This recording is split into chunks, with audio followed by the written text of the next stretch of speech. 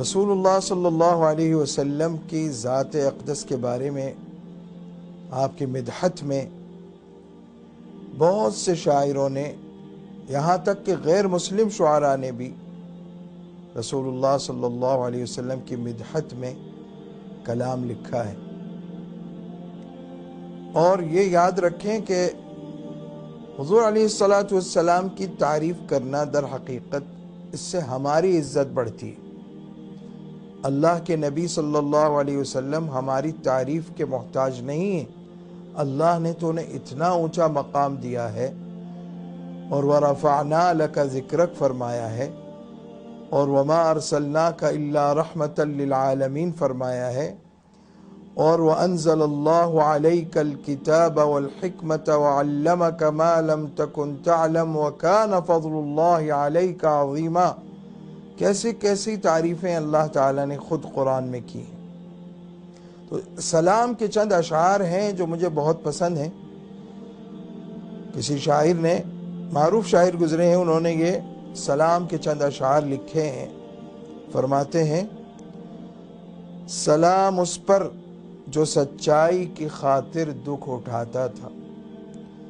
سلام اس پر جو بھوکا رہ کے اوروں کو کھلاتا تھا،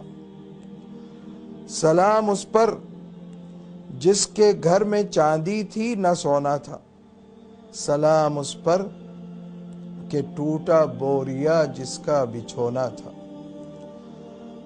سلام اس پر جو امت کے لیے راتوں کو روتا تھا، سلام اس پر جو فرش خاک پہ جاڑے میں سوتا تھا،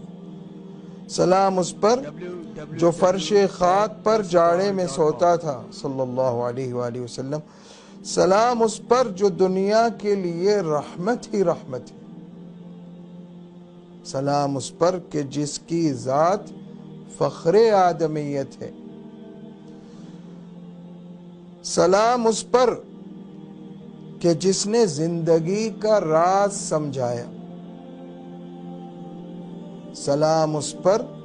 کہ جو خود بدر کے میدان میں آیا،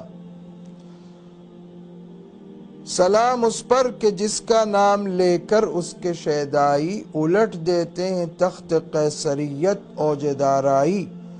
سلام اس پر کہ جس کے نام لیوا ہر زمانے میں بڑھا دیتے ہیں ٹکڑا سرفروشی کے فسانے میں، درود اس پر کہ جس کی بزم میں قسمت نہیں سوتی، درود اس پر کہ جس کے ذکر سے سیری نہیں ہوتی، درود اس پر کہ جس کے تذکرے ہیں پاک بازوں میں، درود اس پر کہ جس کا نام لیتے ہیں نمازوں میں۔ جب ہم تحیات پڑھتے ہیں تو رسول اللہ صلی اللہ علیہ وسلم کا نام مبارک بھی لیتے ہیں اور آپ پر درود و سلام بھی پڑھتے ہیں۔ درود شریف پڑھنے بغیر نماز کی تکمیل نہیں ہوتی، واجب ہے نماز میں درود پڑھنا۔ تو اللہ تعالی ہمیں صحیح معنوں میں اپنے پیارے نبی علیہ السلام کی محبت اور اطاعت نصیب فرمائے۔ وآخر دعوانا الحمدللہ رب العالمین۔